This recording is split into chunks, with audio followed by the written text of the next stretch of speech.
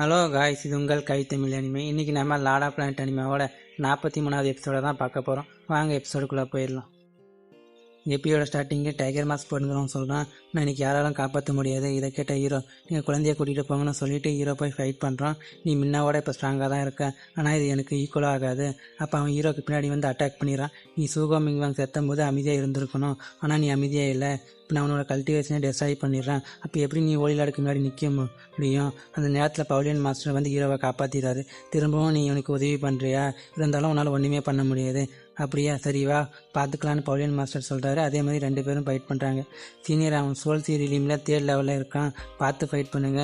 அப்போ அவன் black மேஜிக்கை use பண்ணுறான். எனக்கு தெரிஞ்சு நீ தான் அந்த செட்டில் கடைசியாக இருந்த ஆளாக இருப்ப. இதை தெரிஞ்சுக்கிட்டு நீ ஒன்றும் பண்ண போகிறதில்ல, ஏன்னா உன்னால் ஒன்றுமே பண்ண முடியாது. நீ இந்த ஃபேங்வான் கையை குறித்து எடை போகிறன்னு சொல்லிட்டு அவன் அட்டாக் பண்ணுறான். அந்த நேரத்தில் ஒரு ஸ்லாஷ் பவுலியன் மாஸ்டர் மேலே விழுது. அப்போ அவர் அதுலேருந்து தப்பிச்சிடுறாரு. அந்த இடத்துக்கு 4 பேர் வராங்க. இதை பார்த்து தான் அவர் ஃபைட் பண்ண ரெடியாக. அப்போ அதில் ஒருத்தன், என்ன பண்ணுறீங்க, போன தடவை மாதிரி ஒரு பிரச்சனையை கூட்டிகிட்டு வந்துடாதீங்க, உங்களை கண்காணிக்க தான் எங்களை 4 பேர் இங்கே அமுச்சு வச்சாங்க, இது உண்மைதானே? அப்போ அந்த பொண்ணு, ஆமாம், அதே மாதிரி இந்த இன்ஃப்ளூயன்ஸை யாரோ காப்பாற்றுறாங்க.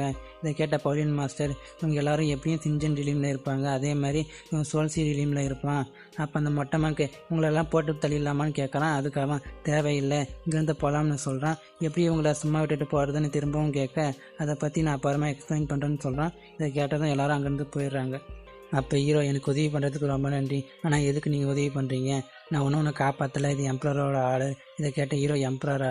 அவர் எதுக்கு எனக்கு உதவி பண்ணணும்? இதை பற்றி எனக்கு தெரியாது, உனக்கு வேணா அவர்கிட்ட கேட்டுக்கோ. அடுத்த சீனில் அந்த 5 பேரையும் தான் காட்டுறாங்க.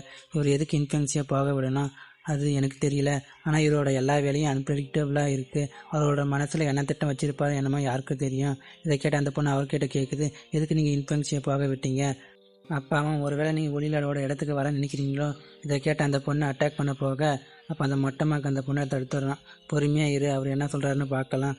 அவர் இப்படி கேட்டால் சொல்ல மாட்டார், என்னோட கத்தியால் கேட்டால் தான் சொல்லுவார். நீங்களும் ஃபீல் பண்ணியிருப்பேன்னு நான் நம்புகிறேன். அவர் ட்ரூ ஸ்பிரிட் சோல் ட்ராகன் பாடி ஸ்கில்லை ப்ராக்டிஸ் பண்ணுறாரு. இதனால் இன்னர் ஸ்பிரிட்டுக்கு ஆபத்து வரலாம். இதுதான் நமக்கான சான்ஸ். அவரை கொண்டுட்டு அந்த இடத்த நம்ம பிடிச்சிடலாம். ஏன்னா மொட்டைலாம் நம்ம எப்படி அவருக்கு எதிராக நிற்க முடியும்?